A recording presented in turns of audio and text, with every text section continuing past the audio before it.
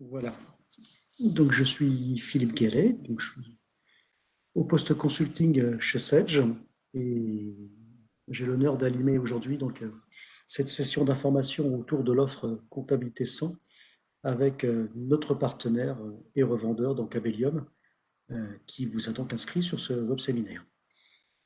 Rapidement, l'agenda du jour, une petite explication de texte, déjà pourquoi vous êtes sur cette session-là et qu'est-ce qui se passe sur effectivement ce qu'on appelle donc la fin de vie donc des produits I7 PE.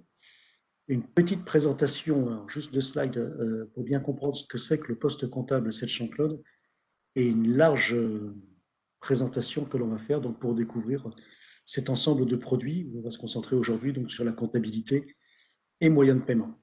Et donc une petite séance de questions-réponses, principalement par chat, puisque vous êtes assez nombreux et si j'ouvre tous les micros, ça va être un petit peu compliqué.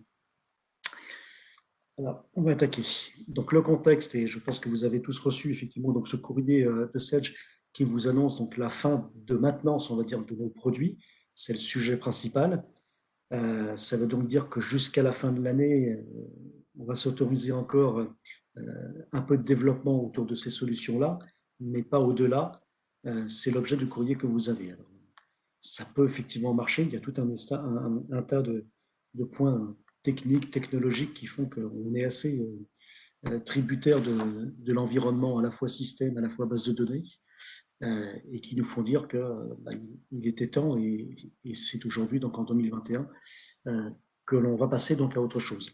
Donc ça concerne bien toutes les solutions qui existent aujourd'hui dans le catalogue donc PE, la comptabilité, le négoce, les IMO financiers. J'aurais pu rajouter donc la Digest. Voilà, toutes les applications qui tournent sur une base de données Access et qui sont issues du catalogue, ce qu'on appelle donc PE, voire I7 pour la dernière gamme de produits. Donc le pourquoi, rapidement, sur ces 3 axes-là. Alors c'est surtout un enjeu technologique pour nous. Euh, on est arrivé au bout de ce qu'on pouvait faire donc avec ce produit en termes donc, de développement, en termes de base de données. C'est pas forcément quelque chose qui vous parle, parce que vous êtes surtout, vous, côté utilisateur avec l'interface, mais ce n'est plus un outil qui nous permettait donc d'enrichir fonctionnellement ce que l'on voulait faire, d'aller beaucoup plus loin donc, dans les développements. Et il faut savoir aussi, chez Sedge France en tout cas, c'est à peu près un peu plus de 90 produits que l'on gère, dont une trentaine uniquement sur la comptabilité. Vous imaginez bien que quand on a un cadre légal ou un chapitre qui arrive, ça nous fait mettre à jour tous ces produits-là avec les mêmes contraintes. Donc, le deuxième but, c'est quand même de se recentrer sur quelques plateformes de développement, en tout cas de mutualiser sur tout ce qui se passe et puis de converger tout ce qui peut l'être, on va dire, vers une gamme assez claire pour nos clients et aussi en interne. Et puis, je ne vous le cache pas, donc, le marché nous le demande. On est un petit peu en retard. Et pour autant, on va le rattraper surtout en 2021. C'est aussi les premières briques pour aller vers ce que l'on appelle donc des applications full SaaS, full web. Excusez-moi pour les noms anglais, mais voilà, c'est des applications qui sont accessibles quel que soit donc votre lieu et votre support informatique. Euh, on va surtout parler dans un premier temps de gamme hybride avec des solutions qui restent encore installées sur votre poste de travail, ce qu'on appelle le client-serveur, mais on va voir que il y a déjà des normes d'émergement qui existent et puis tout autour de la comptabilité, il y a ce qu'on appelle un écosystème avec des solutions plutôt hybrides qui sont ce qu'on appelle des services connectés qui vont venir se greffer donc autour des applications donc et le socle comptable que l'on a. Donc la finalité, on va dire, de tout ce travail, c'est effectivement de pouvoir bénéficier des nouvelles infrastructures, de nouveaux outils de développement, de nouvelles bases de données, et c'est pas neutre, pour à la fois moderniser la solution, pour à la fois la personnaliser à outrance, pour à la fois éventuellement faire ce qu'on appelle des jeux de rôle. Voilà, je suis un utilisateur, je me connecte, j'ai un environnement de travail et pas forcément toute l'application. Donc on va aller bien au-delà du jeu d'autorisation fonctionnelle. Mais voilà, et puis c'est surtout aussi parce que ça fait maintenant 3 ans que l'on apporte un soin réel à voir ce que vous mettez, et j'espère que vous êtes assez contributeurs sur le sujet, dans ce qu'on appelle le Sedge Customer Voice, qui est une plateforme sur laquelle vous pouvez déposer des suggestions Ça nous tient à cœur. Et aujourd'hui, donc, les versions qui sortent s'engagent à porter à peu près 30 à 40% de ce que l'on voit dans ces remontées, donc des remontées clients dans nos développements. Voilà, donc un gros enjeu technologique, on ne va pas se le cacher, donc il faut qu'on passe à autre chose parce que vous avez peut-être eu aussi des soucis avec malheureusement donc l'environnement Microsoft qui ne nous aide pas pour le fait, mais avec une architecture à la fois produit, à la fois un environnement Microsoft, à la fois pas mal de petits points qui fait que voilà, on ne peut plus aller au-delà et il est temps de passer effectivement à autre chose, d'où la session d'aujourd'hui, donc avec une solution d'évolution, alors qui existe déjà depuis 25 ans, même plus, qui s'appelle Sedge 100. Ça veut dire qu'en 25 ans, le socle euh, est bon. Il a su aussi se remettre en question à travers donc de nouvelles interfaces, à travers de nouveaux outils, à travers de nouvelles bases de données. Et aujourd'hui, effectivement, donc c'est la solution que l'on vous propose en remplacement, ou en tout cas en évolution naturelle de votre solution PE. Juste rapidement aussi, euh, on est, et je ne vais pas insister non plus trop sur les termes techniques, sur une base de données SQL. Donc on n'est pas dans des petits fichiers, des bases de données de type fichier. On a vraiment une base qui administre les données, qui gère les utilisateurs, du multi-utilisateur, du multi-société. On a ce que l'on appelle sur cette gamme de produits une base partagée, c'est-à-dire que chez Sage, c'est toujours la comptabilité, on va dire, qui pilote un projet. Et toutes les tables et tous les enregistrements communs sont forcément déversés et uniques sur les autres applications. Un tiers, il est présent à un seul endroit et il est partagé nativement, que ce soit sur une application de Trésor, d'IMO, etc. Un plan comptable, un plan analytique, tout ça est nativement donc partagé. C'est ce qu'on appelle donc pour nous la base de données partagée. Ça veut dire que si je modifie éventuellement les conditions de règlement d'un tiers dans un des modules, bien entendu, ça, comme l'enregistrement est unique, ça fait en profiter donc toutes les autres applications. C'est aussi une gamme, ce qu'on appelle donc évolutive. Vous pouvez la construire entre guillemets à la carte. Il y a tout un système d'options en fonction de votre besoin. Est-ce que vous voulez traiter des budgets? Est-ce que vous voulez traiter l'analytique beaucoup plus puissamment? Est-ce que vous voulez traiter donc des fonctions comme le rapprochement bancaire automatique, etc., etc. Donc, vous avez un socle. C'est le choix que l'on a fait. C'est pas la peine de surestimer les besoins et d'avoir un produit qui peut paraître complexe après dans les menus. Et on observe effectivement qu'on utilise toujours 70 à 80% des logiciels. Donc, on a accentué donc ce fait avec la mise en place d'options. Et puis, je parlais aussi donc de services connectés, c'est-à-dire qu'il y a des applications sur le web qui vont venir se connecter à votre comptabilité. Je pense éventuellement à tout ce qui est l'automatisation des relances, où vous avez un tableau de bord qui va vous dire globalement voilà combien j'ai dehors et qui me doit quoi et comment c'est réparti. Donc, ce sont toute une série d'applications qui vont venir se connecter donc, sur votre base de données et du coup qui vous permettent de vous affranchir de la localisation. Je peux très bien consulter ces données donc, sur un autre endroit.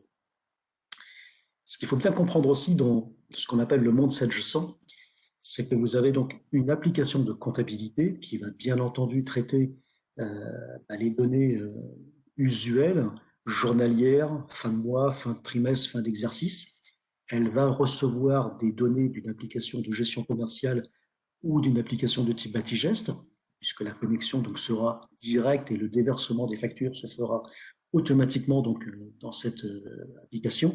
Alors, quand je dis automatiquement, c'est surtout donc sans export.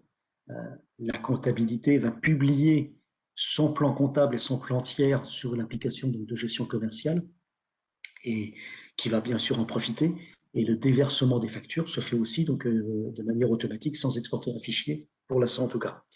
Donc la comptabilité qui va recevoir donc des données, qui va procéder donc à la saisie donc de journaux éventuellement d'achat, de données de salaire, tout ce que l'on veut, et qui va surtout transmettre les échéances, donc principalement vente et achat, à une autre application qui va s'appeler donc moyen de paiement, qui est un petit peu l'équivalent du financier aujourd'hui dans votre sphère.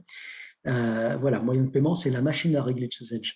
Ça ne veut pas dire que la comptabilité ne s'est pas réglée. On peut très bien ouvrir un journal de banque, saisir donc une écriture et afficher en plus ce que l'on appelle le lettrage en saisie, donc toutes les écritures du tiers potentiellement à pointer ou à lettrer.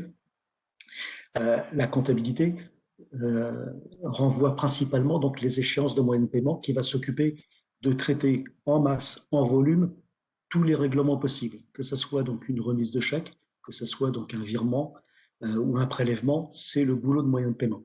D'accord?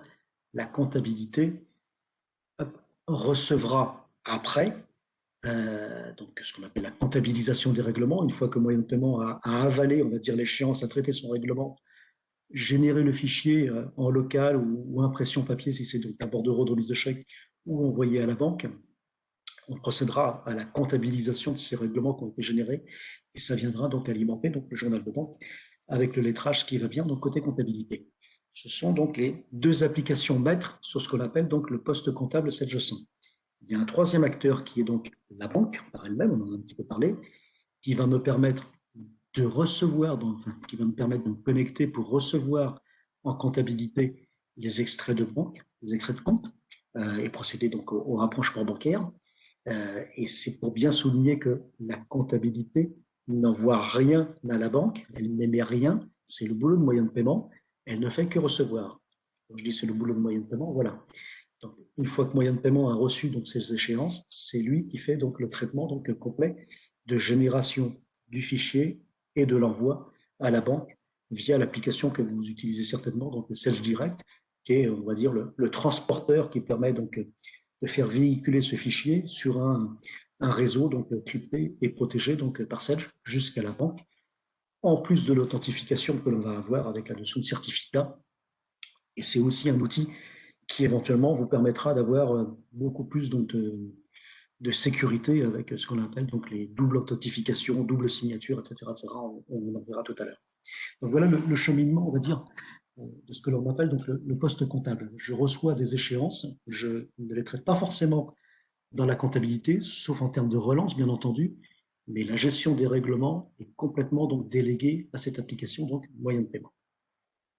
Alors ça va être plus simple de passer directement à une démonstration. Donc là, j'ai ouvert l'application donc Sage sans comptabilité. Donc je suis sur une version premium. Hein, c'est juste pour des raisons donc de démonstration où je me suis activé donc toutes les options. Donc la version on va dire haut de gamme, top du top quelque part donc chez Sage. Et vous voyez que j'ai déjà ici donc un système de tuiles qui me permet donc d'avoir donc accès à mes différentes sociétés. Donc, parce que je suis forcément multi-société, voire même illimité. Et il suffira donc de cliquer sur notre jeu d'essai, donc la connexion et jouer ça. Euh, je vais donc m'identifier, login et mot de passe. Donc ça c'est propre, je vais m'identifier en administrateur pour avoir tous les droits. Bien entendu, vous pouvez définir autant d'utilisateurs que vous le souhaitez, donc conformément à la licence que vous allez acquérir. Et chaque utilisateur après peut avoir donc des droits d'accès en fonction du rôle et des fonctions que l'on va lui allouer. Donc une fois que je suis rentré dans ma comptabilité, vous avez forcément donc la notion là-haut donc d'exercice. Donc choix du dossier, je rentre dans mon dossier, je suis sur un exercice. Ça veut donc dire que quelque part donc, dans le menu fenêtre, je vais pouvoir visualiser l'ensemble de mes exercices et voir basculer de l'un à l'autre s'il fallait reconsulter ou en l'occurrence 2020, donc régénérer éventuellement mes nouveaux sur 2021. Donc je me promène d'un exercice à un autre sans aucun problème. On peut avoir jusqu'à 5 exercices en ligne. Euh, Au sixième, je procéderai donc à l'archivage automatique donc, du premier exercice, en l'occurrence donc 2019, et j'en ferai donc un fichier d'archives que je pourrai consulter de manière donc autonome. 5 exercices en ligne, et je précisais même 2 ouverts. Ça, c'est la loi qui nous l'oblige. Ça veut dire que quand je vais déclarer 2023 ou 2024, il va me dire, bip, bip, j'attends donc une clôture complète de 2019, tout en restant, si possible, donc dans les 5 exercices.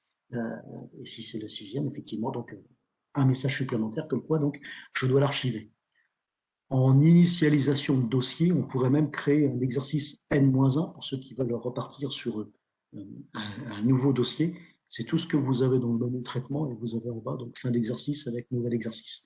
Donc si je m'étais positionné tout simplement sur l'exercice 2019, donc mon premier exercice, j'aurais pu ici avoir fin d'exercice, nouvel exercice, et vous avez donc possibilité de créer un exercice antérieur.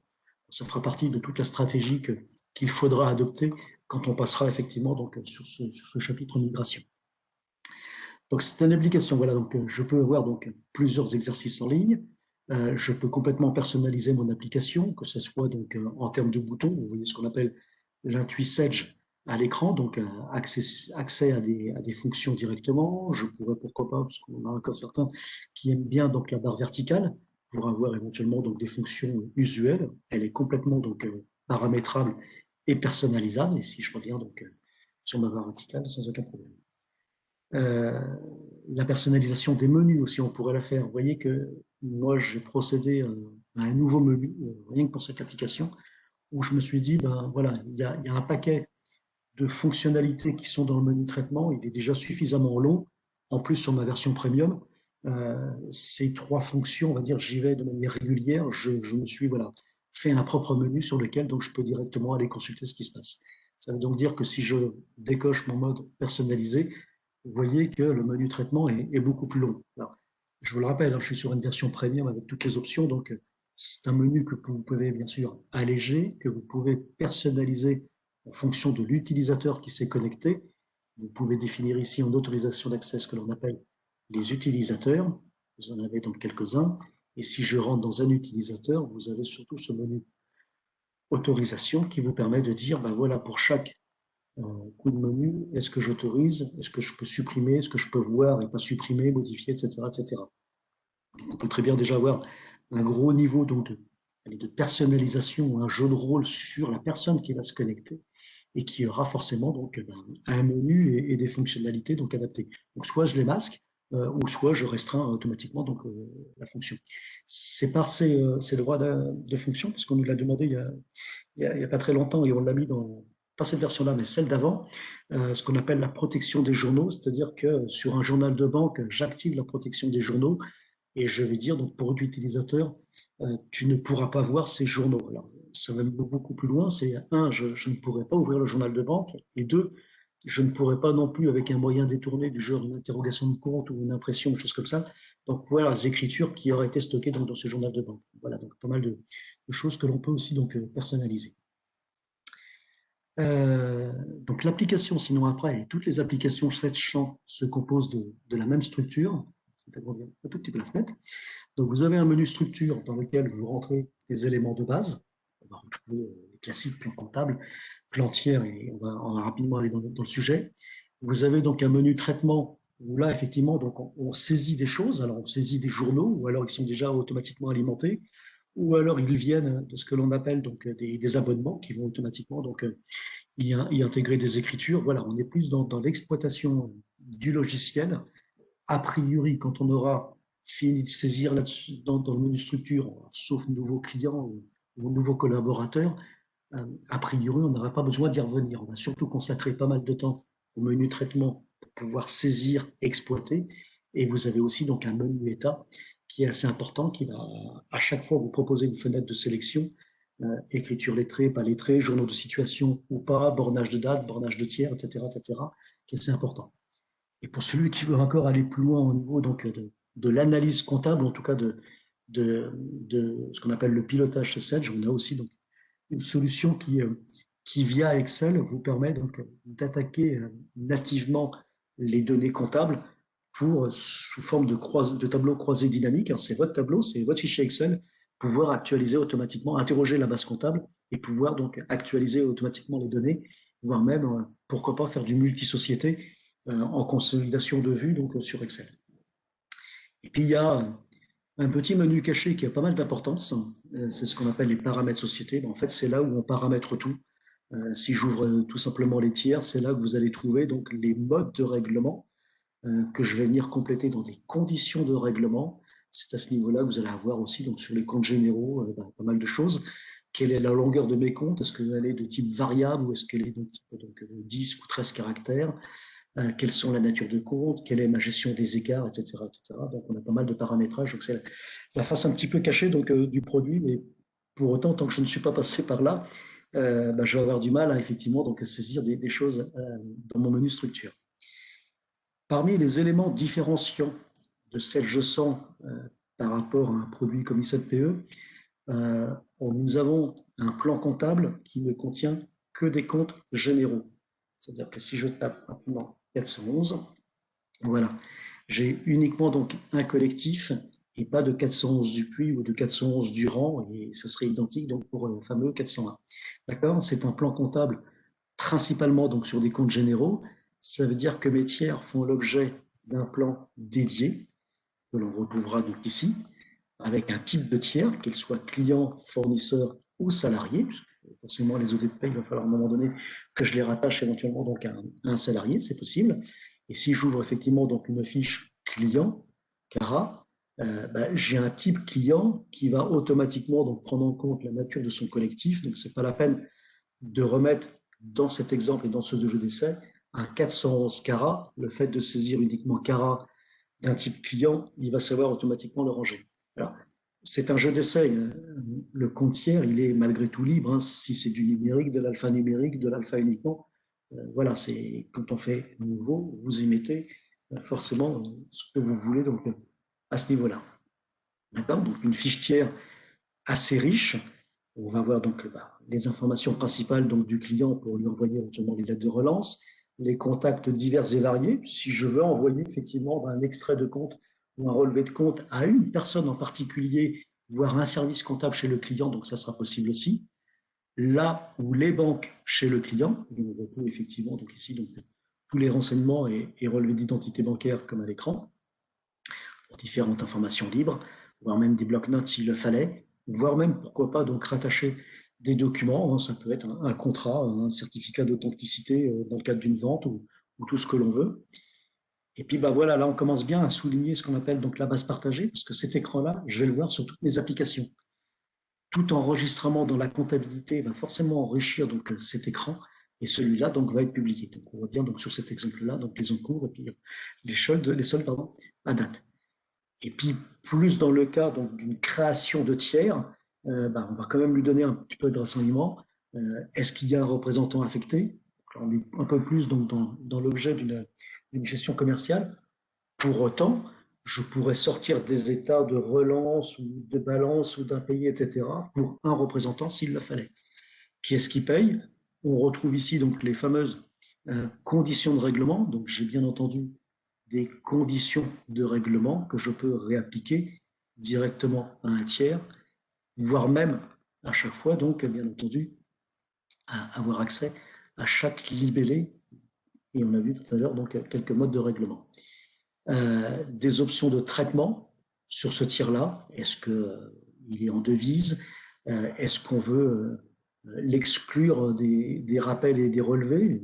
Si c'est un client de type Airbus ou aérospatial, donc on sait globalement qu'on va être payé et c'est peut-être pas la peine de lui envoyer des rappels pour 1 ou 2 jours, mais même si on a la possibilité de sortir donc pas mal d'impressions de relance à ce niveau-là. Et puis voire même donc un tiers, on pourrait pousser jusqu'à lui affecter des modèles d'impression dédiés. Peut-être que ce client-là, il a une lettre de relance un peu moins agressive que son voisin parce que c'est un grand compte et que j'ai peaufiné donc quelque part donc le contenu de la lettre. Donc on va pouvoir personnaliser ou en tout cas personnaliser d'une part un modèle et d'autre part l'associer donc directement donc à ce tiers. Voilà donc l'importance donc des plans tiers. Alors qui dit plan tiers, ça veut donc dire qu'on a doublé les impressions. Si je retourne dans mon menu état, vous avez effectivement ici donc des impressions génériques classique issu des comptes généraux, mais vous avez maintenant aussi un menu état tiers sur lequel vous avez directement donc le grand livre, la balance, tout ce que l'on peut avoir. Donc si je sens par exemple une balance des tiers, là vous avez typiquement donc une première fenêtre de sélection qui vous permet de dire on va peut-être traiter que les clients, un groupe de clients, un type de journaux, etc., un bornage de date. On va regarder tout ce que l'on a.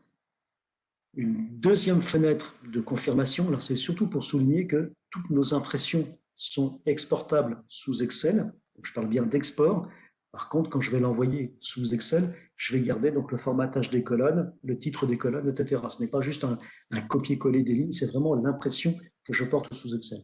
Et si je réponds OK, nous allons enfin avoir donc cette balance des tiers qui va se faire. Certains modèles, et je crois que la balance en fait partie, sont disponibles par un outil de mise en page qui nous permet donc de modifier la présentation. Est-ce que je veux une troisième colonne? Alors on l'a fait surtout à l'époque donc de l'euro, où beaucoup voulaient donc le double affichage franc-euro. Et vous avez donc beaucoup de modèles, bon, les lettres de relance bien sûr en font partie, le grand livre en fait partie aussi, qui sont personnalisables donc à ce niveau-là via un outil. Tout est graphique, ce sont que des cadres et des objets que l'on pose.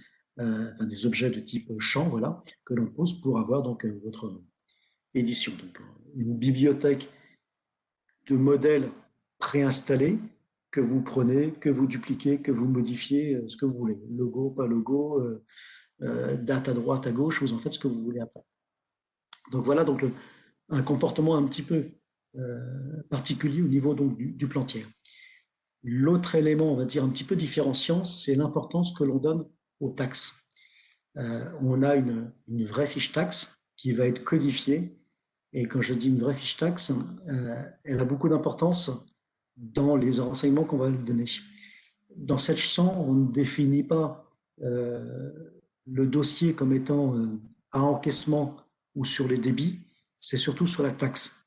On a une préférence qui va pouvoir dire, dans le cas de multi-TVA, de multi-règlement, comment ça se comporte, mais c'est surtout la taxe qui va faire foi lors de ce que l'on appelle donc les registres et les états déclaratoires donc, à la taxe. Donc on a bien un code taxe qui va traîner partout et que l'on va associer à des journaux, un sens de la taxe forcément, donc libellé, le compte qui est forcément présent quelque part dans le plan comptable, un taux, mais pas que, donc on pourrait exprimer aussi donc en pourcentage, en montant ou en quantité, un type de taxe, et effectivement, donc c'est à ce niveau-là que je vais pouvoir donc définir donc quel est le type de taxe. On pourrait avoir donc beaucoup plus de types de taxes avec tout ce que l'on a, donc les taxes parafiscales ou issues de l'écotaxe s'il le fallait, etc., etc. Et puis, vous avez forcément donc en bas quels sont les comptes associés derrière. Donc, ça veut dire que si je repars de l'autre côté pour dire mon 701 020 qui doit traîner quelque part, voilà ici, j'ai forcément donc le code taxe rattaché. En faisant la liaison entre mon compte, ce code de taxe et la fiche taxe, je vais alimenter ce que l'on appelle donc un registre qui va m'aider à la fois à stocker le montant de la taxe, la base taxable pour mes états, donc pour mon état préparatoire de TVA, voire même le télépaiement, avec même des outils de contrôle. Et je vais aussi m'aider, en tout cas, sur cette notion de registre pour ce que l'on appelle donc la gestion des charges et produits constatés d'avance. C'est-à-dire que si vous avez une situation à faire ou un contrat qui va être à cheval sur 2 années, le registre va stocker automatiquement donc loader sur l'exercice N, admettons à fin de période, à fin d'année, et loader l'extourne, en tout cas que l'on aura pour faire donc sur l'exercice donc suivant. Donc une grosse importance, on va dire, sur la taxe par elle-même, en tout cas sur les dossiers. Et une fois que vous avez donc un peu paramétré tout ça, vous pouvez avoir effectivement accès donc au menu traitement pour pouvoir saisir. Donc, je vais prendre le plus simple de ce qu'on appelle donc les journaux de saisie, les journaux de saisie ouverts sur mon exercice 2021. Et là, vous avez donc automatiquement. Donc, ceux-là sont modifiables. Enfin, en l'occurrence, je n'ai pas de cadenas affiché dessus. Ça veut donc dire que je n'ai pas moi-même personnellement clôturé un mois ou un journal. Et chez Sedge, il n'y a pas de notion de brouillard, de validation, etc. Quand vous ouvrez votre journal, je vais vous dire donc en plein écran, vous faites ce que vous voulez à l'intérieur. C'est-à-dire que vous pouvez supprimer une écriture, vous pouvez la modifier tant que vous n'avez pas clôturé vous-même soit le journal en période ou en fin d'exercice, vous pouvez y faire ce que vous voulez. Alors, bien entendu, avec le cadre légal du fichier FEC, de la détection du numéro de pièce sur lequel il va y avoir un trou, donc visiblement, dans mon jeu d'essai, vous voyez que de 13, 19, 21, donc j'ai déjà procédé à des suppressions, mais le seul contrôle que l'on ferait au niveau donc, du journal, c'est le respect de l'équilibre du débit crédit. Ça veut très bien dire que je peux prendre éventuellement donc, ces 3 lignes d'écriture, donc la pièce, et cliquer sur mon bouton supprimer, il n'y aura absolument pas d'impact ou de blocage à ce niveau-là.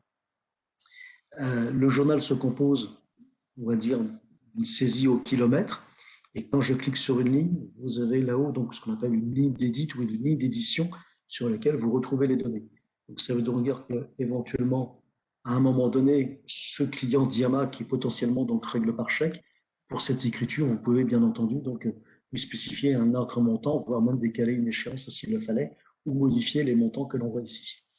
D'accord sur ce journal, si vous vouliez même saisir leur journal de vente, d'achat, de banque, c'est toujours la même interface. Vous pouvez donc bien entendu changer l'ordre des colonnes. Vous pouvez bien entendu afficher ce que vous voulez en termes de champ. Et puis, si vous êtes en saisie d'écriture, vous pouvez directement donc voilà, saisir quelque chose. Je vais prendre mon compte 701, je ne me rappelle plus, je vais faire tabulation. Pour descendre, prendre le 701-20. La taxe qui est forcément associée, donc qui va m'aider à deux choses. Générer automatiquement la ligne de TVA en dessous et inscrire ce fameux donc, registre. Pour ceux qui gèrent de l'analytique, on va dire, allez, monosection, c'est-à-dire que 100% du montant vont être affectés donc, à une section, je pourrais même la traiter en colonne. Si je fais F4, voilà, donc j'ai un plan analytique défini magasin et je vais automatiquement donc prendre ma section Toulouse. Je retrouve ici, on va changer de client. J'aurais dû le faire avant. On va parler de notre client Cisel pour un montant de 35 000. Je vais faire Entrée. Il vient de me détecter que ce compte 701-020 était soumis à de l'analytique et que visiblement j'ai activé une préférence qui me dit mais quelle que soit la répartition, de toute façon, affiche-moi quand même cette fenêtre donc d'analytique. Vous voyez qu'il y a déjà une clé de répartition qui s'est mise sur différentes sections. Et là, vous voyez que je gère plusieurs plans analytiques dans ce jeu d'essai s'il le fallait. Donc, je vais juste confirmer, mais je pourrais très bien donc venir ici donc modifier une répartition, ou voire même donc mettre une analytique de type chantier. Donc, c'est comme tout à l'heure, je vais faire F4 parce que je ne me rappelle pas de mes sections. Je vais reprendre ma mairie de Tours, tabulation, équilibré, enregistré, et je viens donc manuellement d'affecter donc mon montant hors taxe sur cette section maintenant du plan donc chantier. La ligne de TVA vient automatiquement de se mettre dans la partie basse. Je suis toujours là-haut en train de saisir mon compte. Du coup, je vais aller directement donc sur le compte tiers, Cisel, tabulation, tabulation, tabulation. Il vient de me rapatrier les informations donc de sa fiche. Visiblement, il paye par chèque avec un premier niveau d'échéance. Je vais faire Entrée. Et vous voyez que donc il a détecté que dans la fiche, il était prioritairement donc, mentionné qu'il payera en 3 fois. Même chose que tout à l'heure. À tout moment, je peux venir modifier ponctuellement le montant ou confirmer et j'aurai automatiquement donc mes 3 écritures qui viennent de se mettre à la partie basse. Le compte en gras souligne qu'il y a de l'analytique derrière, en tout cas de l'analytique ventilée. On le voit quelque part ici avec une section, donc les 35 000 euros affectés à la section donc Toulouse sur le plan magasin. Et si je voulais revoir un petit peu la ventilation, vous avez le petit bouton ici qui vous permet de réafficher cette fenêtre et pourquoi pas de vous promener sur d'autres plans pour éventuellement affecter. Ça reste un jeu d'essai puisque si ce plan analytique, c'est quand même une analyse assez fine de ma comptabilité. Là, on a vu une technique de saisie donc plutôt au kilomètre. Pour ceux qui veulent automatiser, vous avez ce qu'on appelle aussi donc les modèles de saisie.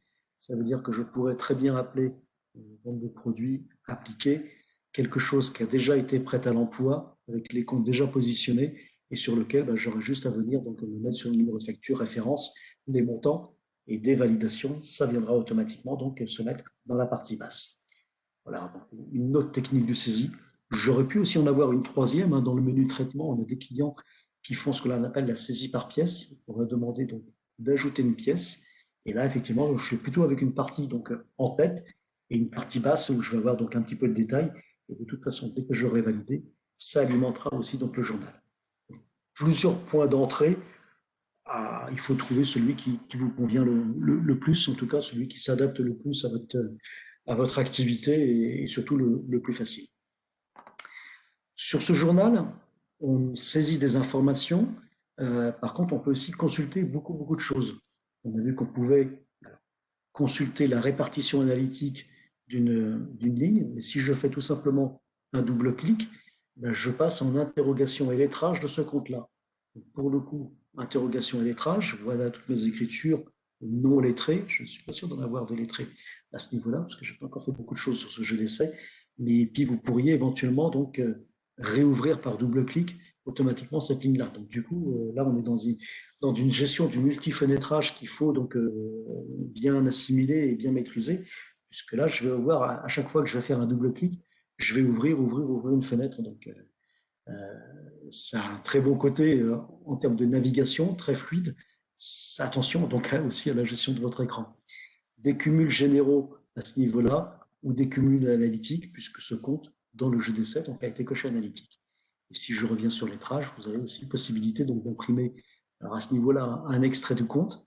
Vous voyez qu'une fenêtre qui ressemble à celle que l'on a utilisée donc, dans la balance des tiers, avec des choix de bornage, des écritures non lettrées ou toutes les écritures, la possibilité donc d'inclure ou pas ce qu'on appelle des journaux de situation. On nous le demande de plus en plus de jouer avec ces journaux de situation. Ce n'est pas réellement dans mon journal de vente ni dans mon journal d'achat. Et puis de temps en temps, je ferai une exchange qui le passera de l'un à l'autre. Puis si je fais OK, voilà. On va aller cibler là donc un extrait. Donc je suis plutôt sur un compte général, donc extrait général base.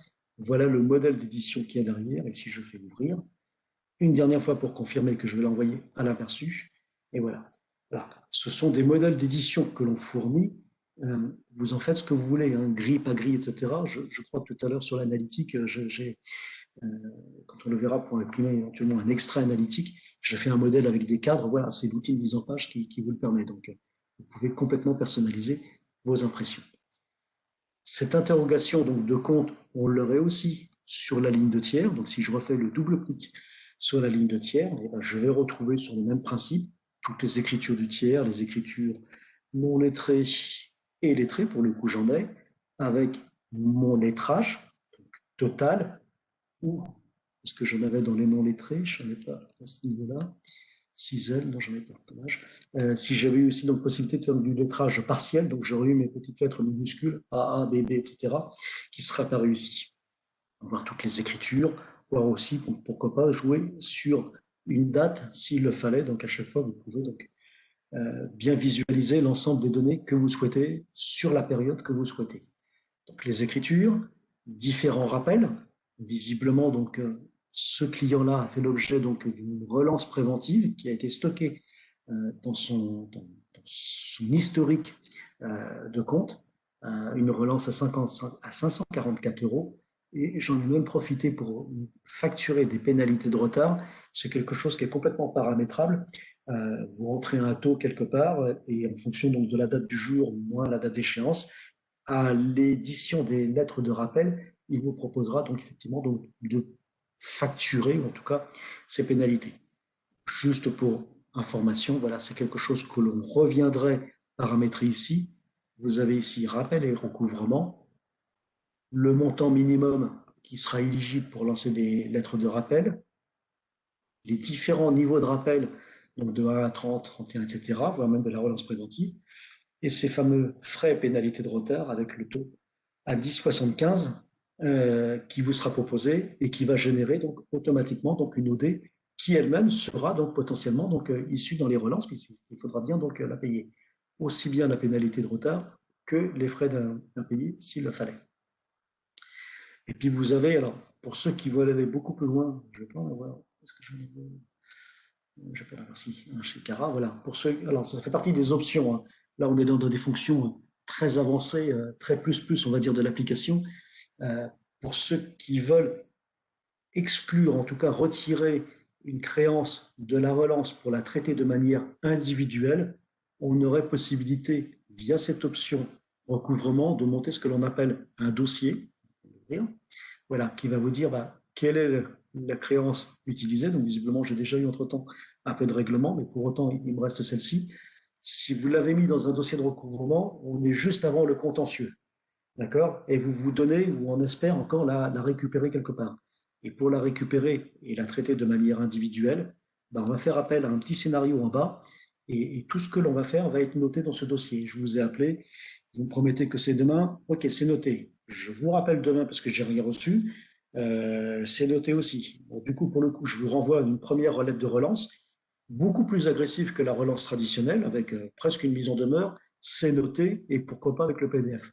Voilà, c'est vraiment quelque chose que l'on pourrait avoir donc beaucoup plus important. Et là, du coup, on pourrait avoir un chargé de recouvrement à l'intérieur de l'entreprise ou effectivement donc nos fameux représentants ou commerciaux pour éventuellement leur donner des informations et aller essayer d'aller chercher donc cette créance. Voilà, ça reste une option et on est vraiment sur les fonctions plus du logiciel. Et on retrouve bien sûr tous les cumuls que l'on pourrait avoir donc au niveau donc du tiers par lui-même. Voilà. Ces écrans-là, donc d'interrogation, je pourrais très bien les avoir. C'est ce que je me suis mis. Si je reviens en mode personnalisé, voilà, dans la gestion des comptes, hein, je veux aller directement donc voir un petit peu ce qui se passe au niveau des comptes tiers. Et si je reprends notre client Cizel, je retrouve exactement la même fenêtre. Voilà. Donc, il y a beaucoup de navigation à l'intérieur donc de l'application. Je vais revenir dans le journal des ventes parce qu'il y a encore beaucoup de choses sur ce journal-là. Vous pourriez éventuellement donc resélectionner une pièce et via le petit clic droit avoir donc pas mal de fonctionnalités. Alors, celles du haut sont plus des fonctionnalités liées à Windows et celles du bas sont des fonctionnalités, on va dire, liées à l'application, que vous retrouvez d'ailleurs dans le petit bouton menu action en bas. Ça veut donc dire que pourquoi pas, si j'ai travaillé une saisie, on va dire, un peu particulière, je pourrais en faire un modèle de saisie tel que l'on avait utilisé là-haut. Je peux le créer soit dans les modèles qu'on va aller voir, soit directement à partir d'une pièce, donc ça peut être très très pratique. Cette écriture, je peux pourquoi pas aussi l'extourner, donc d'accord, donc soit l'annuler directement donc, dans le même journal, soit l'extourner, ou soit même donc le transférer dans une autre période et un autre journal. Vous voyez donc avec éventuellement donc les supprimer les écritures d'origine et contrôler que le journal donc en termes d'analytique. C'est beaucoup ce que l'on fait quand on utilise les journaux de situation, hein, puisque on a une coche dans quasiment toutes les éditions qui disent prise en compte ou pas des journaux de situation. Et une fois que la régularisation est faite, ça peut être le cas par une extourne, automatiquement, donc on transfère les écritures. Donc pas mal de choses au niveau du clic droit. Et puis pas mal de choses aussi au niveau donc, du bouton action. Je vous ai beaucoup parlé des registres de taxes tout à l'heure. Donc voilà typiquement donc la fenêtre et voilà typiquement donc ce qui va alimenter ma déclaration. Donc j'ai bien ma base taxable, j'ai bien mon montant de taxe. Si j'avais eu une facture, je ne vois pas là dans l'écran, avec différents taux de TVA, forcément, donc j'aurais eu un recalcul complet donc, de cette base taxable. Là, je suis sur un registre type vente, mais je pourrais très bien, donc au fur et à mesure de la progression de ma saisie, surtout quand je vais procéder donc, au règlement pour les TVA encaissement, aller voir cette même fenêtre donc, sur donc, la position de vente. Ce qui est important, c'est qu'on a bien donc, un numéro de registre qui s'affiche et qui va nous permettre donc, de le repérer quelque part donc, sur des éditions. Voilà, donc pas mal de choses, et puis l'analytique que l'on a vu. Et puis pour ceux qui veulent aller effectivement beaucoup plus loin, alors j'en ai pas ici puisque c'est une écriture toute simple, mais ce fameux registre de taxes, je ne pense pas l'avoir généré. Voilà, vous auriez pu mettre, on pourrait mettre une date de début, une date de fin, lancer l'édition de contrôle des charges des produits conservés d'avance, tu vois, et après surtout donc lancer la régularisation. C'est là que dans la partie basse, il vous aurait donc généré automatiquement donc ces fameuses écritures. Donc, vous voyez pas mal de choses que l'on peut faire donc au niveau donc des journaux saisis, mais pas que, beaucoup d'interrogations, beaucoup de consultations, beaucoup de réaffectations s'il le fallait. C'est vraiment le point central donc de l'application. Je vous ai parlé d'analytique tout à l'heure. C'est ce que vous pourriez éventuellement donc paramétrer à ce niveau-là. Dans mon jeu d'essai, je suis gourmand. J'ai beaucoup d'axes analytiques, donc ce que l'on appelle les plans ou de mémoire les familles analytiques sur la comptabilité PE. Et vous avez donc sur la partie droite donc mes différentes sections que je retrouve automatiquement. Ce plan peut être complètement lié à l'application, on va dire, de gestion commerciale en amont, qu'elle soit BTP via Patigest, qu'elle soit donc via la gestion commerciale. L'important, c'est que voilà, vous allez retrouver ces plans, une facture de Batigest avec une analytique chantier va automatiquement donc alimenter ce plan-là, même si la section n'est pas créée au préalable, il va la créer lui-même et vous aurez donc dans vos journal de vente le petit compte en noir qui vous dira bah, la ventilation donc, a bien été faite. Et puis il ne suffit pas donc tout à l'heure comme je l'ai dit, donc voilà, interrogation analytique. Si vous allez par exemple sur un chantier et que vous souhaitez donc éditer, voilà, donc ça c'est l'interrogation écran que l'on a fait. Et on l'avait aussi donc par imprimé. Je vais l'imprimer donc à enlever. Je dois avoir donc extrait analytique juste devant moi. OK. Et là, comme tout à l'heure, donc vous avez l'extrait de compte analytique que vous pourriez avoir, cadre, pas cadre, logo comme vous souhaitez, ou impression ou export Excel comme vous souhaitez. Donc, voilà au niveau de l'analytique. Et bien entendu, vous avez aussi ce que l'on appelle donc les ENA analytiques, un petit peu dans le même état d'esprit que les états tiers. Le plan analytique, pardon, permet donc d'avoir lui-même beaucoup d'impressions, que ce soit du journal balance, etc. Et si vous éditez une balance, vous pouvez choisir ici votre plan analytique. Vous voyez que la fenêtre est un peu plus complète et s'allonge de critères que vous confirmez ou que vous ne confirmez pas, toujours l'acceptation, enfin, l'inclusion ou pas des journaux de situation, le détail des comptes si vous le souhaitez. Et puis bah, là, du coup, vous allez pouvoir donc lancer voilà, la balance analytique avec la section, le détail des comptes que l'on a coché qui vient se soumettre. À noter qu'on pourrait aussi avoir une balance analytique inversée, c'est-à-dire le 601-020, et quelles sont donc toutes les sections qui ont été donc liées à cette écriture directement. En termes de relance, vous avez tout ce qu'il faut dans ce que l'on appelle donc les rappels et relevés. Trois types d'options, on va dire, soit de la relance préventive, c'est-à-dire que selon le paramétrage que l'on a aperçu tout à l'heure, 10 jours avant la date d'échange, 10 jours aujourd'hui, on va dire, moins les 10 jours, va vous faire dire, ben voilà, tous ces clients-là, je peux me permettre d'envoyer un courrier pour le bon rappel que dans pas très longtemps, vous allez avoir une échéance donc à régler. Ou alors procéder directement donc au rappel. Le type de pierre, c'est forcément bien entendu les clients. On pourrait voir ce que l'on appelle donc des niveaux de rappel que l'on va enregistrer, donc 1, 2, 3, 4 à chaque fois qu'on va en envoyer un. Voir un bornage de date. Alors, je vais essayer de prendre uniquement février, sinon je vais avoir tous les à nouveau qui vont apparaître. Et si vous faites OK, voilà, vous voyez que dans la liste donc, des échéances, celles qui sont cochées sont éligibles à la gestion donc, des rappels. Je peux très bien éventuellement cocher ou décocher. Certains ont passé une étape de relance, sont déjà passés donc, à contentieux. Et il suffira là-haut de générer donc, les rappels, soit via cette fonction voir le message ou envoyer, c'est-à-dire que je l'envoie par mail et voir le message, je génère le PDF de ma lettre de relance que je mettrai en pièce jointe de mon mail. Le mail étant aussi paramétrable dans le petit texte d'envoi, ou soit je vais dire imprimer. Et là, je retrouve effectivement donc, le choix, comptabiliser ou pas, les frais de pénalité ou d'impayé, sachant que je peux aussi donc, le dire au tiers, tu n'es pas soumis à ces pénalités-là. À partir du moment où vous avez donc imprimé un courrier, on va prendre le rappel. Toujours un aperçu, voilà la lettre de rappel que vous pouvez donc imprimer, toujours modifiable, duplicable et personnalisable à loisir. Et automatiquement, donc là, je ne vais pas lancer l'impression, je suis resté en aperçu, donc le rappel ne va pas être stocké dans l'interrogation et lettrage du compte tiers, mais l'impression, effectivement, fait foi donc, à ce niveau-là. Donc, pas mal de possibilités aussi en termes de relance et de personnalisation, surtout de contenu. En termes de règlement, vous pouvez bien entendu donc saisir dans la comptabilité. C'est ce que l'on a vu. Donc, si je repars en journaux de saisie, ouvert, on va prendre une banque, je ne sais pas ce que j'ai là-dedans. 5.5, il me semble que tout à l'heure, on a fait quelque chose sur Cisel pour éventuellement, hop là, c'était 35 000 plus, etc. Donc, on va les faire payer uniquement 20 000. OK. Et là, vous avez voilà, donc une première possibilité qui vous dit lettrage, ouvre-moi la fenêtre de lettrage en saisie. C'était la 555. Où est-ce qu'elle est? Je crois que voilà, elle est ici, avec la première échéance. On va prendre 20 000 pour 12 000. Tant pis. Je vais prendre celle-là et je vais répondre OK. Et automatiquement, donc, j'ai mon lettrage qui s'est fait sur cette écriture-là. C'est une première technique. Donc, là, on est, on va dire, plus dans l'enregistrement comptable d'un règlement. Pour ceux qui veulent aller beaucoup plus loin dans l'automatisation et surtout la communication bancaire, on va faire appel à une autre application, donc l'équivalent un petit peu du financier que vous avez, qui s'appelle donc, dans l'application Sage, sans donc l'application moyen de paiement.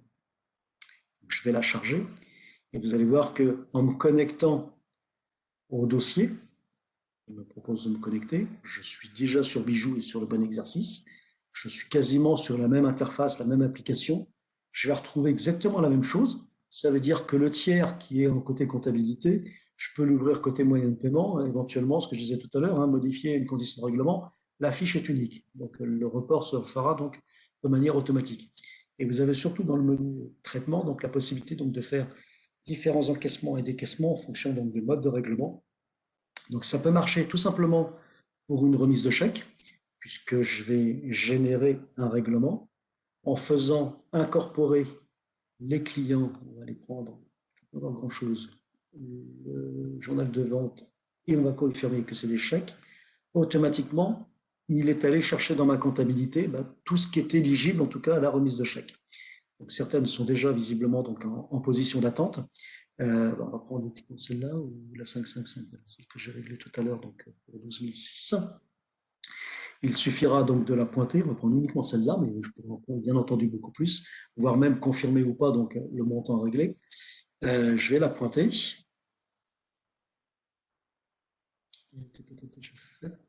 Je vais repasser sur OK. Elle apparaît dans une deuxième étape que l'on appelle donc presque la gestion.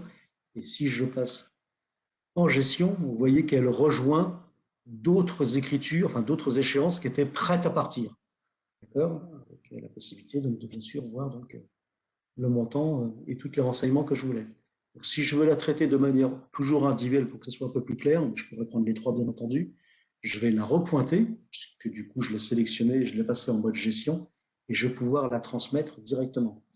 C'est juste pour vous montrer la petite particularité que l'on met donc sur un bordereau de remise et que je vais choisir donc ici la banque de remise aussi. Donc je n'ai pas de communication bancaire autre le fait que de pouvoir imprimer quelque chose. Donc, je vais quand même le confirmer sur un PDF que je vais mettre sur le bureau pour plus facilement le voir. Voilà, donc là je viens de procéder au règlement. Elle a dû même passer donc dans l'étape en banque et le bordereau donc a été généré. Donc ça veut dire que si je reviens, je vais fermer les fenêtres, y compris celle-ci, y compris celle-ci, y compris celle-ci. Pour revenir sur le bureau, je devrais avoir celle-là, l'impression du bordereau qui vient de se mettre directement, donc, conformément donc à l'écriture que j'ai choisie. Et puis comme j'avais coché le détail aussi en bas, donc une deuxième page. Voilà. Ça serait exactement la même chose pour un flux, on va dire, de fichiers et qui va véhiculer sur Sage Direct. Si je prenais par exemple le décaissement avec des virements émis, je vais toujours cliquer sur le bouton incorporer. Le code journal, on va aller plus préciser d'aller me chercher ce qu'il y a dans les achats et on va aller lui confirmer qu'on parle de virement. OK. Je retrouve des écritures qui sont dans ma comptabilité. Là, on est vraiment en temps réel. Hein. Donc, une est déjà visiblement en gestion puisque j'ai la petite croix. Je vais confirmer celle-ci. Je la pointe comme tout à l'heure. Je fais OK. Elle revient ici. Je vais donc la gérer, la passer en gestion. Elle rejoint un paquet d'écritures qui étaient aussi en attente. Du coup, je ne sais plus laquelle que c'était, mais c'est pas grave. C'est juste pour la fenêtre que ça m'intéresse. Je vais la pointer et le fait de cliquer transmettre, voilà, la fenêtre est un tout petit peu modifiée puisque au lieu d'une impression comme tout à l'heure avec la remise de chèque, là, je peux soit générer le fichier donc magnétique, c'est-à-dire que c'est vous qui allez le déposer manuellement à la banque, ou soit je confirme qu'on va utiliser le tuyau Sage Direct. Et là, pour autant, donc, je génère le fichier, je l'envoie sur le serveur de banque Sage Direct que vous connaissez avec le certificat qui a déjà été paramétré et le règlement est généré.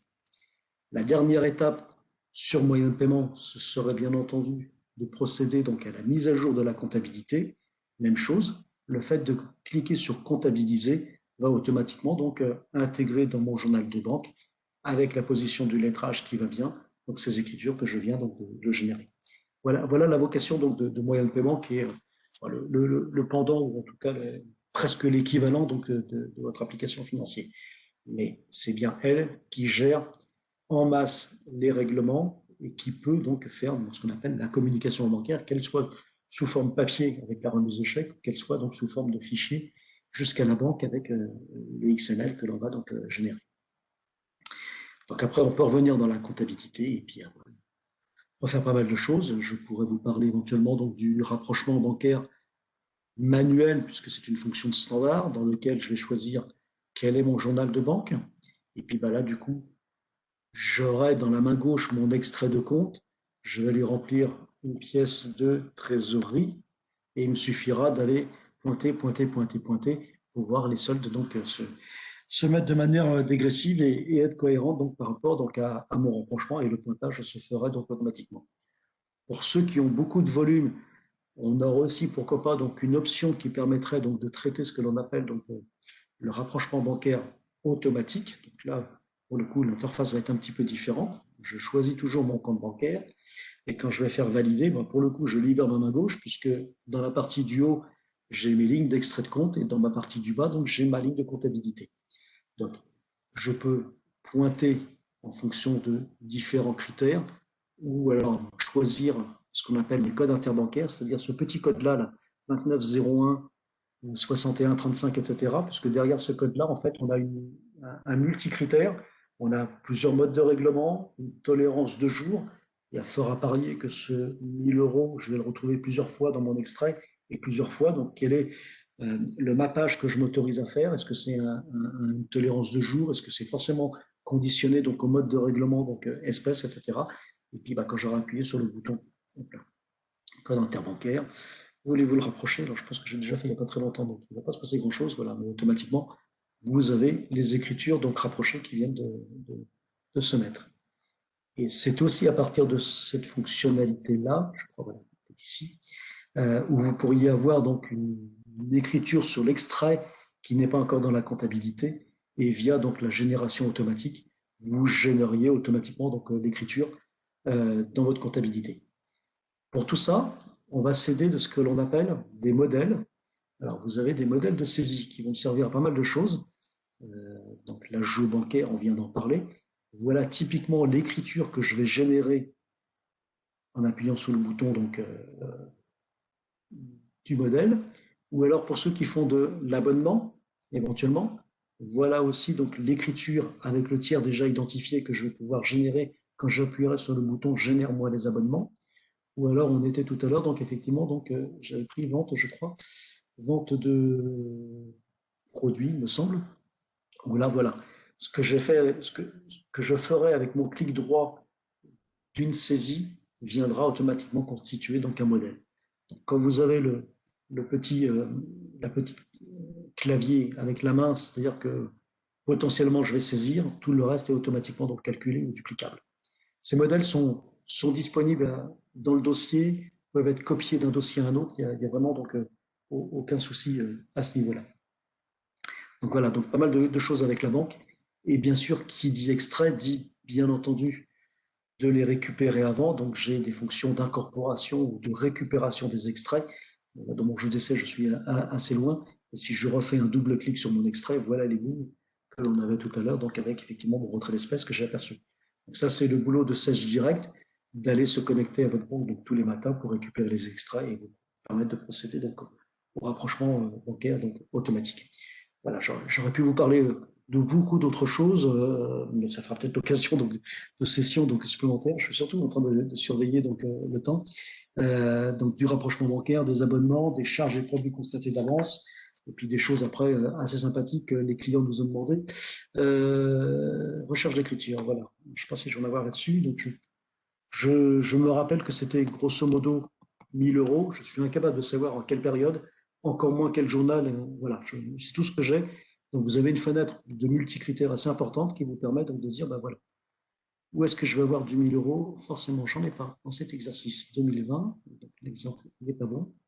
On va revenir ici. Donc recherche d'écriture pour un montant de 1000 à 1000. Et voilà donc toutes les écritures qui sont donc recherchées dans mon exercice. Avec des petites fonctions, parce que ça, c'est des clients qui nous l'ont demandé. Si je vais cliquer plusieurs fois sur le bouton montant, en fait, parce que je n'ai pas retrouvé mon écriture là-dedans, elle ne me dit rien, ben, ça me permet d'élargir le spectre par montant. C'est un pas que l'on définit, que vous paramétrez, de 5 ou de 10 euros, qui me permettent éventuellement, vous voyez, donc de revenir sur une sélection beaucoup plus large qu'il y avait auparavant, voire même de pouvoir éventuellement donc d'élargir aussi le spike au niveau de la période. Est-ce que c'était dans l'exercice précédent, etc., etc. Et puis peut-être tout ça pour me dire que ah ben, finalement, je me souviens qu'il y avait le no palico dedans et vous l'avez automatiquement en écriture. Bien entendu, le double clic dans l'écriture vous ouvre automatiquement donc, le journal à ce niveau-là. Voilà. Donc, vous auriez aussi pas mal de choses, donc des états, juste pour terminer, la déclaration de taxes avec un état que vous pouvez sortir, donc soit l'état préparatoire, soit directement le modèle SARFA. Et quand vous allez faire OK, et à nouveau OK, donc voilà, vous avez directement, donc, avec des montants, je pense, qui se sont mis à ce niveau-là. La fonction suivante serait bien sûr donc la télédéclaration, le télépaiement directement donc possible à partir de l'application. Voilà, donc forcément les états donc, de contrôle FEC sont aussi donc disponibles, les éditions de type rapport de délai de paiement. Voilà, vous avez vu qu'il y a un menu état donc assez fourni qui vous permet donc en fonction du socle ou des options que vous avez pris donc de lancer toutes les analyses état et contrôle que vous souhaitez. Alors, je vais juste revenir sur cet écran-là, juste pour vous dire que, hop là, on va ça directement. Voilà, pour bien souligner que vous avez une application socle qui s'appelle donc SageChamp Cloud Comptabilité, alors qui n'a rien de cloud, hein, c'est le côté hybride hein, de l'offre. Hein, on est vraiment sur des applications client-serveur que l'on peut pourquoi pas héberger, mais nous ne sommes pas encore sur des applications full web. Elles arriveront normalement au mois de juin. Une application que vous pouvez donc composer à la carte. Voilà les différentes options que vous pouvez donc au gré de vos besoins d'évolution et besoins métiers compléter sur l'offre. Donc de l'analytique à plus de 2 plans, voire même de la gestion des OD analytiques, la gestion des postes budgétaires, voire même analytiques, la notion donc de rapprochement bancaire automatique, l'écran que l'on a aperçu, le recouvrement, et puis sur la droite des applications, là on est vraiment dans les services connectés. Hein. Donc le BI reporting qui est vraiment donc l'analyse sous Excel et sous Excel, enfin sous vos tableaux Excel, puisque c'est vous qui concevez le tableau croisé dynamique et qui va actualiser donc les données comptables. L'automatisation comptable, c'est tout simplement le scan des factures fournisseurs qui vous permettent de rentrer dans un système de bannettes et de workflow avec un système donc de bons à payer. Telle personne va les viser, la deuxième personne va les soumettre au bon à payer avec le tampon, et puis la troisième peut-être, etc. Ou pas de workflow, ça c'est voilà, c'est du paramétrage, jusqu'à forcément donc inclure le schéma comptable du PDF que l'on aurait scanné et comptabilisation bien évidemment. Et ça, je recouvrement de créances qui est l'automatisation, on va dire, des relances sur un portail web. Et les notes de frais que l'on pourrait aussi donc avoir, que j'avais oublié. Et puis, pour bien souligner, hop là, tout ce qui se passe, ce fameux écosystème qu'il y a donc, tout autour donc, de nos applications, on appelle le grand poste comptable 700. Moyen de paiement, on en a parlé. Vous avez bien entendu des immobilisations. Vous avez une application de trésorerie qui va donc reprendre toutes les échéances, achats, ventes ou situations et vous présenter une situation de trésorerie avec encaissement, moins décaissement, la situation critique, le calcul du ticket d'agio, l'interrogation, pourquoi à ce niveau-là j'aurais une situation critique, le virement de compte à compte, le décalage d'une échéance. Voilà, on est vraiment dans la trésor, l'alias fiscal, bien entendu. Et puis, on va dire le bloc autour de Sage Direct, ça c'est ce que j'ai évoqué. Donc, en fonction de votre besoin et du niveau de sécurité, vous pourriez avoir cette application IBIX TS. Alors, TS, c'est transport et signature. On va vous demander donc de mettre une clé token avec un autre certificat donc avant d'envoyer ou de confirmer le flux. Et cette flux bancaire, ça va encore un peu plus loin, puisque là, vous pourriez avoir ce que l'on appelle un workflow de validation. Telle personne est habilitée à valider des virements jusqu'à tel montant et une autre personne dans le workflow. Voilà, donc juste pour dire que l'on peut effectivement donc adapter des applications, des modules, des options en fonction de votre besoin. C'est à la carte, c'est évolutif. Il n'y a absolument pas donc, de contraintes à ce niveau-là. Il n'y a que des bonnes nouvelles pour avoir donc un magnifique poste comptable dans votre entreprise. Voilà, une dernière slide parce que euh, c'est un sujet que vous devez anticiper. On change de produit, donc comptabilité, PE, financier, PE disparaissent. On change de produit, il va falloir passer donc sur 100, voire une autre application donc qu'on peut évoquer. C'est à vous de commencer à mûrir ce projet. Il ne faut pas trop traîner, parce que je ne vais pas vous cacher qu'on a à peu près donc, 32 000 clients qui sont donc sur ce chapitre, on va dire, de migration. Euh, il faut éviter le goulot d'écran blanc de fin d'année. Nos revendeurs commencent à un petit peu s'inquiéter du volume à traiter. Pour autant, cette migration, elle se réfléchit d'abord chez vous. Il y a peut-être des choses à faire dans votre logiciel avant qu'on vienne installer et appuyer sur le bouton de conversion. Je pense entre autres à ceux qui ont donc éventuellement un bâti-geste et un financier. On va vous demander de pointer des échéances dans le financier avant donc d'appuyer sur le bouton de conversion. Donc voilà, ça se mûrit, ça se prépare, ça se définit dans le temps. C'est quoi ma période? Je serais tenté de dire que le plus tôt possible. Mais voilà, c'est quelque chose que vous devez commencer à penser dans votre entreprise. Et je dirais que Abelium est là pour vous aider à confirmer quelle est la stratégie, quel est le bon produit et comment on voit, entre guillemets, ensemble les choses. Euh, il y a un nouveau produit, donc il faut forcément dire formation, habitude. Il y a des données à migrer, comment je les récupère. Donc, on a des outils, heureusement, donc, de migration. Mais voilà, on est quand même sur un sujet comptable, euh, avec un petit peu de légal quand même derrière. Voilà, c'est vraiment, enfin, il y a surtout pas de scénario catastrophe, il y a juste une anticipation. C'est aussi l'objet de ces sessions-là pour vous dire, voilà, c'est le projet, c'est maintenant qu'il faut commencer donc à le formaliser et à le structurer dans votre entreprise, d'abord chez vous et rapidement avec votre partenaire, donc Apellium, pour savoir comment on voit les choses et commencer à planifier donc, le travail qu'il y a donc, de chacun donc, des partenaires. Je vous ai beaucoup parlé de Sedge 100.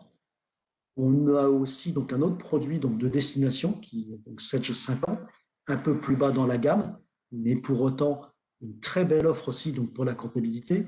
Alors, je veux dire, pour les entreprises qui n'ont pas de gros besoins en termes d'analytique, en termes d'analyse. Voilà, ça peut être une offre qui éventuellement donc, peut faire l'affaire. Euh, Côté gauche, on est vraiment sur de l'enrichissement, de la profondeur fonctionnelle. Vraiment, voilà, c'est du paramétrage, de la personnalisation. À droite, on est beaucoup plus sur de la fluidité, de l'interface, quelque chose qui est assez natif. Le rapprochement bancaire, ce qu'on appelle via banking, c'est-à-dire qu'on va générer, enfin, je récupère l'extrait et c'est l'extrait qui automatiquement va me générer mes écritures, quoi. La notion de données mobiles, c'est-à-dire que vous pourriez stocker les données automatiquement sur le cloud et les récupérer donc quel que soit l'endroit. Et puis bah, c'est pas que de la comptabilité parce que c'est aussi donc ce qu'on appelle une petite suite avec la gestion des emprunts, des immobilisations, voire une petite application de trésorerie. Tout ça c'est dans le même petit produit. Donc je vous fais en version premium bien entendu, mais voilà, c'est faut pas sous-estimer ces gammes de produits. En tout cas, vous allez maintenant et excusez-moi d'avoir peut-être porté à confusion, parce que j'ai beaucoup parlé de sang, mais je pense que nativement, c'est plutôt vers le sang que nos clients qui ont de bons besoins de gestion vont évoluer.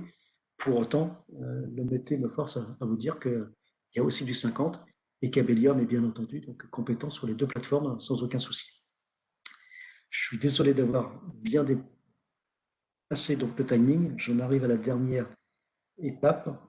Je me suis réservé un tout petit peu de temps. Est-ce que vous avez des questions? Principalement par le chat. Les données sur Contact 7 sont récupérées. Oui, oui, bien sûr. Oui. Il y a un outil de migration. Alors, je vais être complètement transparent avec vous. On est sur deux structures de développement complètement différentes. Il y a forcément un petit peu de temps à passer après la récupération pour repasser sur certaines fiches. Euh, L'outil de conversion va séparer typiquement le 411 du puits et va vous proposer via un assistant de dire bah, qu'est-ce que j'en fais. Je repère un 411 du puits, je le mets tel quel dans le plan tiers, ou vous me dites que le 411 finalement j'en ai plus besoin et je ne récupère que du puits. Voilà, donc il y a un assistant qui va procéder à toutes ces transferts de données. Maintenant, en toute transparence, il y a quand même du travail de entre guillemets de nettoyage ou à faire après, ne serait-ce que les modes de règlement. J'ai pu apercevoir qu'on récupérait bien entendu l'affectation analytique, mais je pense que les plans analytiques seront à concevoir. Voilà, ça fait partie un petit peu de ce que je disais. Voilà, ça se réfléchit maintenant, quoi. C'est pas quand on viendra appuyer sur le bouton qu'il faudra se dire mince, j'avais pas prévu qu'il me faut une, deux, trois, j'en sais rien, autant de journées.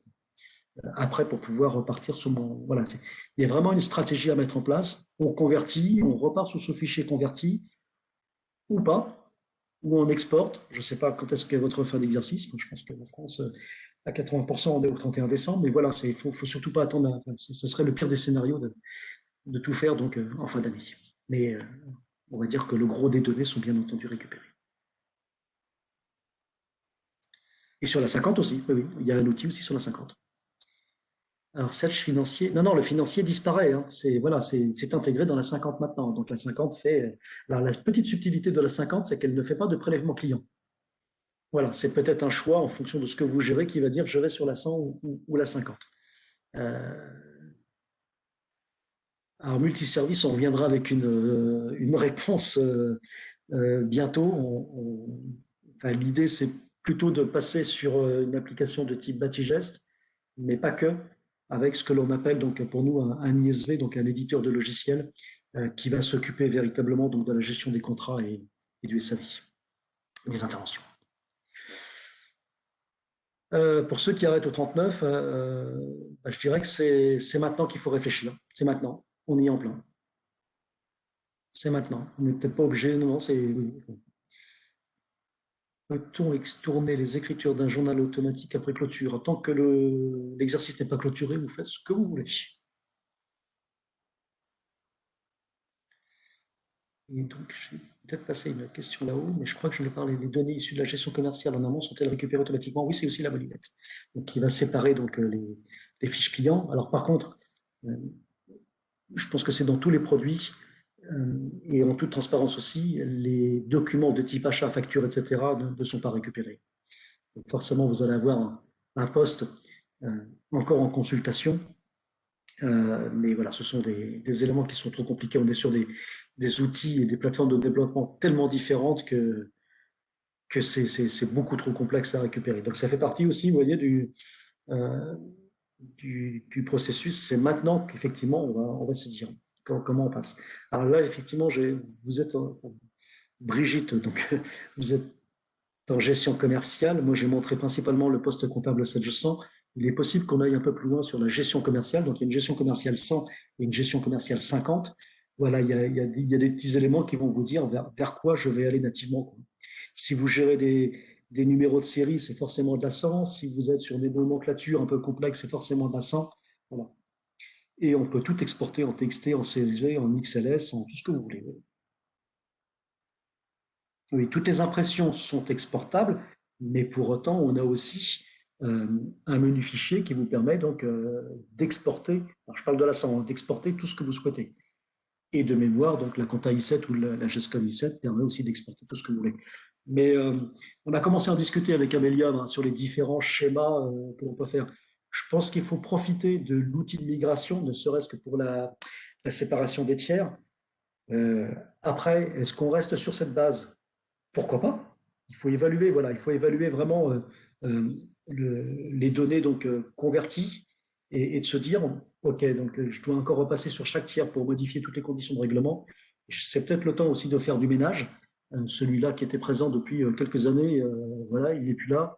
Je repartirai peut-être bien sur un nouveau dossier. Alors, je sais bien qu'en comptabilité, c'est pas forcément l'idéal, mais voilà, c'est quand je dis le projet se mûrit et s'anticipe. Voilà, ça fait partie des éléments sur lesquels vous devez vous pencher, quoi.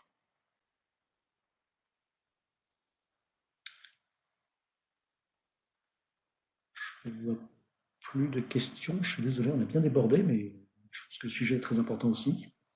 Alors n'hésitez pas, hein, donc je suis en relation régulièrement avec Abelium euh, sur tous ces points-là, donc ils ont forcément toutes les réponses à toutes vos interrogations et sont bien entendu disponibles. Euh, Tout ce que je vois. Si je vois plus de questions, j'espère avoir été clair, vous avoir montré donc un beau produit. N'hésitez pas donc à retourner vers vos interlocuteurs commerciaux ou techniques chez Abelium. Oui, ça fonctionne pas pareil. C'est ce qu'on appelle donc les DUA ou TSU, ou tout ce que l'on veut. Donc ça fonctionne sous forme de licence. Même si le modèle économique, il est de plus en plus à la mensualisation, comme la téléphonie, voilà, on y va tout droit, mais ça, c'est le marché qui en 750, il y a bien un cadre multisociété. Voilà. Alors, en 50, il y a aussi donc la standard, la essentielle, la standard et la premium, puisqu'on a trois gammes de produits. Est-ce que la essentielle de mémoire doit être à trois sociétés, la standard peut-être à cinq, et la premium à plus de cinq sociétés. Voilà, mais il y a quand même une limite, effectivement, de sociétés sur la 50, qu'il n'y a pas sur la 100. Et pareil, donc, pour le nombre de postes, il est assez formaté et régi sur la 50, Sur la 100, il y a en théorie pas de limite que l'acquisition de licences, hein. On a des gestions commerciales qui tournent à, le dossier que je connais, il y a 120 utilisateurs, hein. Mais c'est la base de données SQL derrière qui le permet d'avoir un certain confort, hein.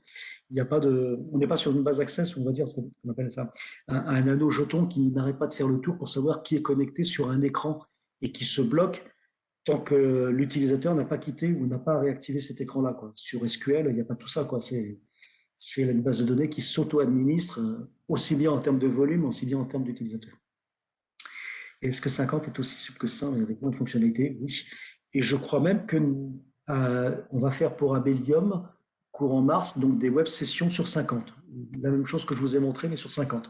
Donc je pense que vous allez recevoir une invitation donc, aussi. Faut pas prendre peur, enfin, avec la 100, hein, j'insiste bien, vous avez vu une version premium, pour des raisons de démonstration, hein, j'en fais pas mal en ce moment.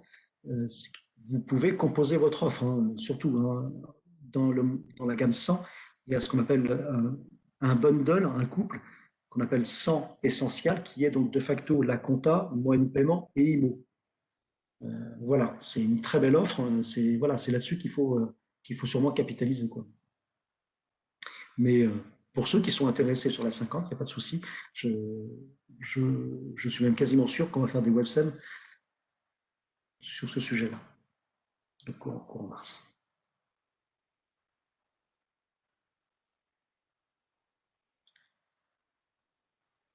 Bah, écoutez, je pense que je vois plus de questions. Je vous remercie pour votre écoute. Euh, je vous souhaite une très bonne fin de journée. Et puis à 15h30, par anticipation, un très bon week-end. Portez-vous bien surtout. Et puis bah, à bientôt pour une autre session. Merci à vous tous. Au revoir, merci.